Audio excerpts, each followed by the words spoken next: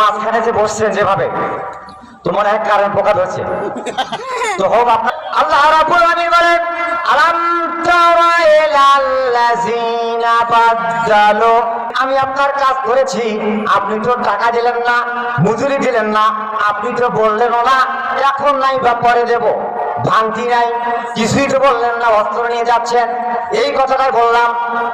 এরপরে আজ আপনার বললেন, ও খাব্বাব, আমি শুনেছি তুমি নাকি যাকে আমরা।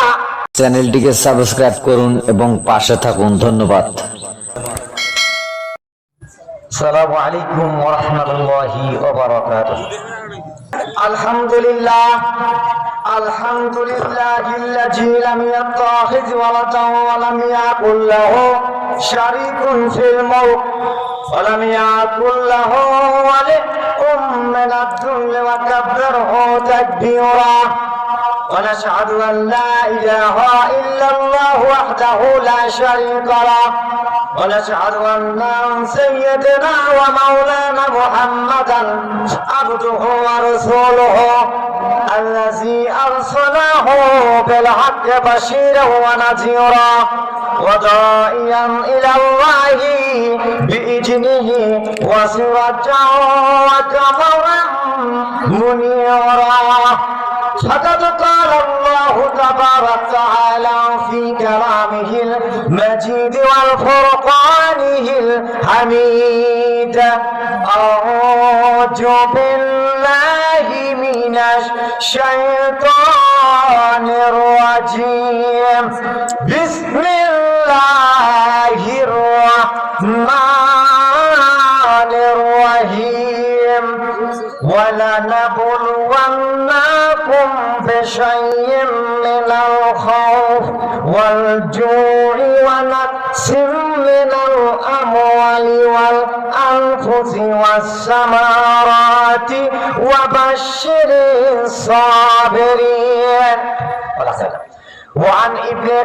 وعن خباب بن عرب قال شكاون إلى النبي صلى الله عليه وسلم وهو متوشد مرتقا له في جل الكعبة فقلنا ألا تستنصر لنا ألا تدعو لنا يا رسول الله صلى الله عليه وسلم.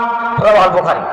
সম্মানিত অত্র এলাকার যে আমি শুরুতেই বলেছি যে ভূমিকা বলার টাইম নেই, এজন্য আমি শুরু করব এখন পর্যন্ত যাতে এখানে আওয়াজ যাচ্ছে।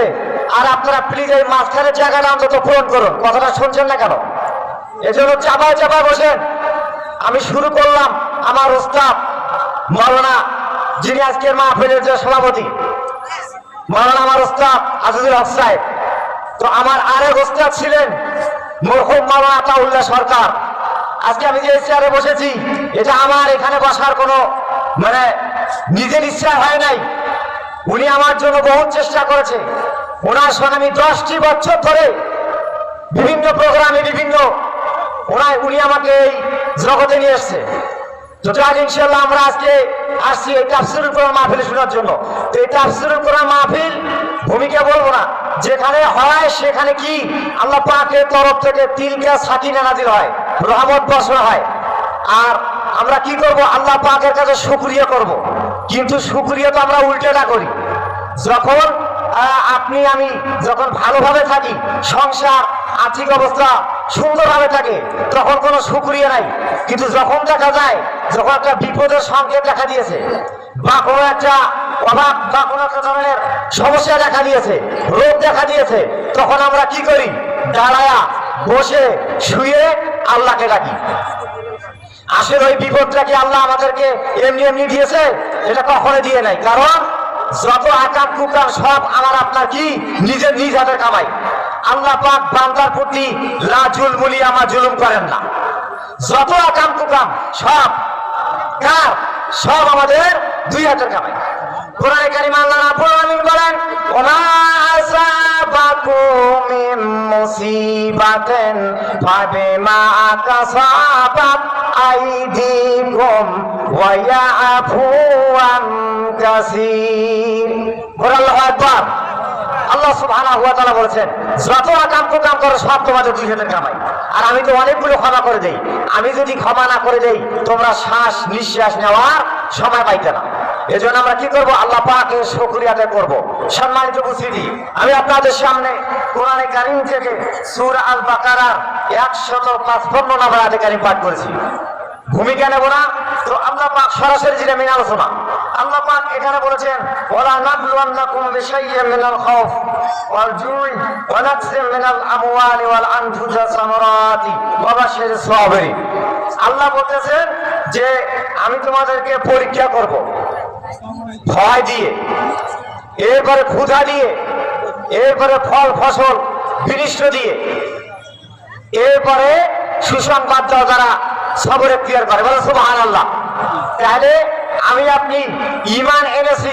সূরা আনকাবুতের শুরুতে বলেছেন যে আসিবান নাস আইয়াতুরাকু আইয়াকুলু আমান্না। মানুষ কি মনে করেছে ঈমান এনেছি এ কথা বললেই তারা ছাড় পেয়ে যাবে, রেহাই পেয়ে যাবে, তাদের পরীক্ষা করা হবে না? পরীক্ষা করবে। আর সর্বপ্রথম পরীক্ষা একটা ভয়। কিসের ভয়? বিভিন্ন ভয় দিয়ে, রাষ্ট্রীয় ভয়, অভাব অনটন, যত প্রকার। যখন আপনি মুমিন দাবি করবেন তখন আপনাকে কি পরীক্ষায় যেতে হবে। এজন্য আমাদের কি করতে হবে? যদি আপনি মুমিন, মুসলমান, মুসলিম দাবি করেন তাহলে পরীক্ষায় দিতে হবে এবং একমাত্র আল্লাহ সুবহানাহু ওয়া তাআলার হুকুম আহকাম মেনেই চলতে হবে। তো আল্লাহ বলছে আমি কি করব? ভয়। তো নবীজির একজন সাহাবী, আমরা তো ইসলাম যে এই যে কবুল করেছি, আমরা মুমিন ঈমানদার, কি রকম দেখেন সেই সময়কার যে ইসলামটা কিভাবে কবুল করেছে, সাহাবায়ে কেরামরা কিভাবে ইসলাম কায়েম করেছে, প্রতিষ্ঠিত করেছে, এটা তো আমরা তৈরি করা ইসলাম পেয়েছি। আমরা কি ইসলাম ওদের মতো নিয়ে আসছি? ইসলাম কবুল করতে গিয়ে, প্রতিষ্ঠিত করতে গিয়ে, কায়েম করতে গিয়ে যে নির্যাতিত হয়েছে সাহাবায়ে কেরামরা বুঝেছে। আমরা তৈরি করা ইসলাম পেয়েছি, তারপর আমরা কি ঠিকমতো আল্লাহ পাকের হুকুম আহকাম মেনে চলতে পারতেছি না। তো তারা কিভাবে ইসলাম কবুল করতেছে? আল্লাহ পাক বলছে ভয় দিয়ে পরীক্ষা করবো, ক্ষুধা দিয়ে পরীক্ষা করবো, নানান ভয় ঝামেলা আসবে। নবীজির একজন সাহাবী নাম খাব্বাব, যেটা হাদিস পাঠ করলাম আমি, খাব্বাব বিন আরাত। তো উনি গরিব মানুষ ছিলেন। তো উনি কি করেন? উনি ছিলেন আপনার কামার। উনি অস্ত্র বানাইতেন, ডেগার, ছুরি, দাও, কুড়াল, খন্তি, শাবল, এই জিনিসগুলি তৈরি করতেন। তো এমন ভাবে বানাইতেন সারা বিশ্ব মানে আরবিয়ান ভূখণ্ড ছড়িয়ে পড়তেন যে সে এত সুন্দর করে অস্ত্র বানাইতেন। তো সেই সময়কার যুদ্ধের অস্ত্র ছিল তরবারি। এখনকার তো রিভলভার, পিস্তল। যদি ওই তরবারিটা এখন থাকতো, ওই তরবারির সিস্টেমটা এখন থাকতো, পিস্তল আর রিভলভার রাইফেল যদি না থাকতো, তাহলে আজ থেকে 17 বছর আগেই বাংলাদেশে ইসলাম কায়েম হয়ে যেতে পারে, সুবহানাল্লাহ। কিন্তু পিস্তল দিয়ে কি করেছে? মানুষকে ঠেকাইছে। তো যাক, এজন্য এরপর কি করলেন? তো ওই খাব্বাব রাদিয়াল্লাহু তাআলা হোম অস্ত্র বানাইতেন। তো ওই কাফের মুশরিকদের মধ্যে একজন কাফের ছিলেন, বামপন্থীর নেতা চামচা ছিলেন, নাম আস ইবনে ওয়াইল। আমি বুঝাতে চাচ্ছি আপনাকে যে আল্লাহ ভয় দিয়ে, ক্ষুধা দিয়ে, বিভিন্ন দিয়ে পরীক্ষা করবে। আর এই পরীক্ষার মাধ্যমে সাহাবায়ে কেরামরা কিভাবে প্রকাশ করেছে। তো তিনি এরকম একটা পুরান লোহা নিয়ে খাব্বাবের কাছে আসলেন, নাম আস ইবনে ওয়াইল। এসে বলতেছে যে খাব্বাব, তুমি নাকি সুন্দর করে অস্ত্র বানাইতে পারো? তো বলতেছে জি, মানুষ বলে। তো বলতেছে যে এটা সুন্দর করে পিটিয়ে পিটিয়ে অস্ত্র বানায় দাও। সেই সময়কার বাজার ছিলেন দিনের মধ্যে। খাব্বাব রাদিয়াল্লাহু তাআলা হুম দেখলেন অনেকগুলো কাজ আছে ছোটখাটো। তারপর দেখলেন নেতা মানুষ, বড় লোক মানুষ, এই ছোটখাটো কাজগুলা রেখে দিয়ে ওর কাজটা ধরলেন।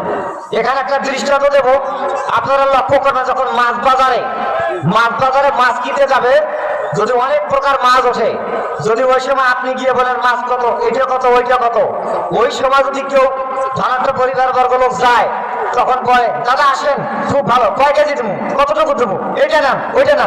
আপনি জিজ্ঞেস করছেন ভাই কত কেজি, কোনো গুরুত্ব নাই। কেন গুরুত্ব নাই? আপনি সাধারণ পরিবারের লোক গিয়েছেন, কত না বানিয়েছেন?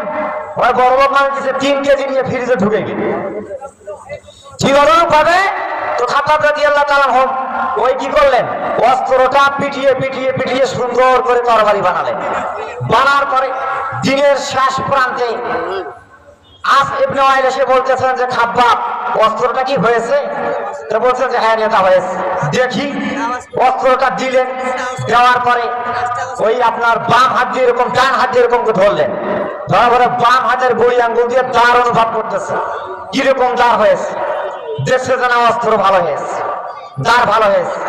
এরপরে অস্ত্র ঝুলি নিয়ে যাচ্ছে, অস্ত্র ঝুলিয়ে কি যাচ্ছে, বলো তো কি দেয় নাই, কি দেয় নাই, মজুরি দেয় নাই, ওইটা কাজ করছে, টাকা দেয় নাই, পয়সা দেয় নাই। দেখেন গরিব মানুষ, রাষ্ট্র ক্ষমতা কারা দেয়? ওদের। আল্লাহ রাব্বুল আলামিন বলেন, আলাম তারা ইলাল্লাযীনা বাদদালু নি'মাতাল্লাহি কুফরা ওয়া হাল্লু কাওমাহুম দারাল বাওয়ার। আল্লাহ সুবহানাহু ওয়া তাআলা বলেন, নবীরে আপনি কি দেখেন নাই, যখন ওই সমস্ত নেতা নেত্রীরা দেশের মধ্যে ক্ষমতায় আসে, তখন ওরা বলে আমরা ক্ষমতায় গেলে এই করব, সেই করব, হ্যান করব, ত্যান করব। এরপরে যখন আমি আল্লাহ সুবহানাহু ওয়া তাআলা নিয়ামতের সাথ রাখাই, নিয়ামতের ক্ষমতায় বসাই, মেম্বারের ক্ষমতা বসাই, চেয়ারম্যানের ক্ষমতায় বসাই, এমপির ক্ষমতায় বসাই এবং কি রাষ্ট্রের ক্ষমতা বসাই, তখন তারা কি করে, নিয়ামাতাল্লাহি কুফরা ওয়া হাল্লু কাওমাহুম দারাল বাওয়ার। তখন ওই সমস্ত নেতারা কি করে, ওই সমস্ত জাতির লোকগুলোকে অভাবের কারণে ওদেরকে ধ্বংসের দিকে ফেলে দিয়ে দেয়। দেখছেন ওরা তখন কি করে, এই অবস্থা, টাকা ন্যায় দিতে যাচ্ছে। আমার ভাইরা, এরপরে আসেফ নেওয়ায় যখন অস্ত্র নিয়ে যাচ্ছেন, তখন খাব্বাব রাদিয়াল্লাহু তাআলা আনহুম তখন ডাক দিলেন, ওরে তো একটু দাঁড়াও। তখন দাঁড়ায় গেলেন, দাঁড়ার পর এক পা দুপা করে সামনে এসে বললেন, খাব্বাব তুমি কি আমাকে ডাক দিয়েছো? খাব্বাব, হ্যাঁ ডাক দিয়েছি। বলছে কি জন্য ডাক দিলা? তখন খাব্বাব বলছেন, নেতা আমি তো কিছু বলি নাই, আমি বলেছি আমি কিছু আপনাকে বলি নাই, কাজ করেছি, আমি আপনার কাজ করেছি, আপনি তো টাকা দিলেন না, মজুরি দিলেন না, আপনি তো বললেনও না এখন নাই বা পরে দেব, ভাঙতি নাই, কিছুই তো বললেন না, অস্ত্র নিয়ে যাচ্ছেন, এই কথাটাই বললাম। এরপরে আজ আপনার বললেন, ও খাব্বাব আমি শুনেছি তুমি নাকি যাকে আমরা মোহাম্মদ আব্দুল্লাহ পুত্র মোহাম্মদ সাল্লাল্লাহু আলাইহি সাল্লাম, যাকে আমরা নবী বলে মানি না, এক আল্লাহ দিকে দাওয়াত দেয়, তুমি নাকি তার দিনকে কবুল করেছো, ইসলাম কবুল করেছো। খাব্বাব বললেন, নেতা তাহলে গোপন থাকার কি দরকার, আমি ইসলাম কবুল করেছি, বাস্তব আমি ইসলাম কবুল করেছি। এরপর আসিফ নওয়াজ বললেন, যার কথায় ইসলাম কবুল করেছো, যার দিনকে সমর্থন দিয়েছো, যাকে তুমি সমর্থন দিয়েছো, এর মজুরি সে একমাত্র দিবে। খাব্বাব রাদিয়াল্লাহু তাআলা বললেন, নেতা কেমন কথা, কাজ করলাম আপনার, টাকা মোহাম্মদ দিবে মানে? বলছে, শোনো আমাদের দেশ, আমাদের আইন, আমাদের রাজত্ব, আমাদের রাষ্ট্র, আমাদের সব কিছু চলে, আমাদের আইন দিয়ে আমাদের সব কিছু চলে, চলাফেরা থাকা খাওয়া সব চলে। আর আরেকজনের মানবা এর পয়সা ও দেবে। আরেক বর্ণনা আছে, উনি বললেন যে এর পয়সা যদি দিতে হয় আমি কালকে আমাদের ময়দানে দেবো। খাব্বাব রাদিয়াল্লাহু তাআলা বললেন যে শোনো, এর পয়সা কোনো মাপ নাই, আপনাকে দিতেই হবে। আমার ভাইয়েরা, এরপরে খাব্বাব রাদিয়াল্লাহু তাআলা পয়সা পাইলেন না, মজুরি পাইলেন না, না পাওয়ার পরে ওই রাতটা ওই রকম করে রাত কাটলেন।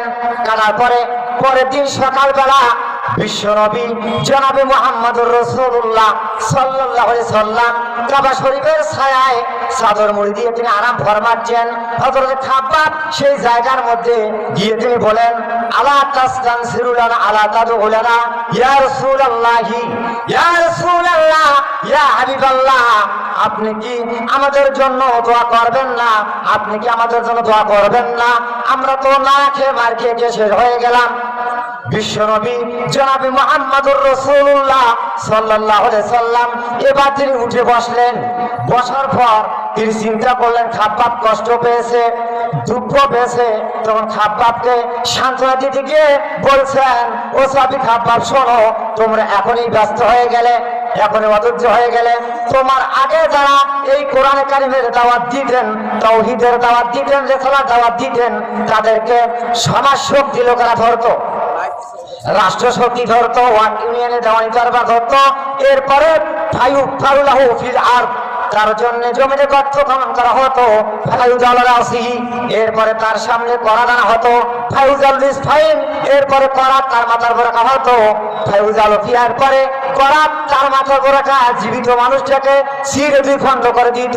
মায়া শুদ্ধ জালিকাম দিনী, এত কষ্ট দেওয়ার পরেও, এত নির্যাতন দেওয়ার পরেও সেই যুগের মুসলমানরা কোরআনের আইনের দিন থেকে আসল মাটি সরে যায় নাই, বলেন সুবহানাল্লাহ। আল্লাহর নবী বলেন, ও সাহাবী খাবার শোনো, ওয়াল্লাহি লা ইউতাম্মান্নাল্লাহু হাযাল আমরা হাত্তা ইয়াসিরার রাকিবু মিন সানাইল হাজরামাউত, আমি আল্লাহর নামে কসম করে বলি, এমন একটা সময় আসবে, এমন একটা জামানা আসবে, এমন একটা সিস্টেম আসবে, ওই সময়ে সওদাগররা চলবে, সুন্দর সুন্দর যুবতীরা চলবে, ব্যবসায়ীরা চলবে, লা ইউখাফু ইল্লাল্লাহ, ওই মানুষগুলো মনের মধ্যে আল্লাহ ছাড়া কারো কোনো ভয় থাকবে না।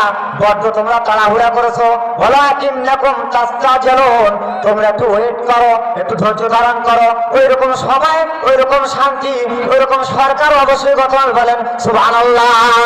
সম্মানিত উপস্থিতি, আলোচনা শেষ। এই জন্য আগে বলছিলাম যে এই ধরনের বক্তব্য শুনতে গেলে সময় লাগে, তোদের আমি এলাকারই সন্তান, আপনারা আমাদের দোয়া রাখবেন, ইনশাআল্লাহ করলাম। আবুল কাউলি হাজা আস্তাগফিরুল্লাহ লি ওয়া লাকুম মুসলিমিন ওয়া আখিরু দাওয়ানা আলহামদুলিল্লাহি রাব্বিল আলামিন। আসসালামু আলাইকুম ওয়া রাহমাতুল্লাহি ওয়া বারাকাতুহু। ধন্যবাদ মোহাম্মদ আলিমুল হক জিহাদিকে।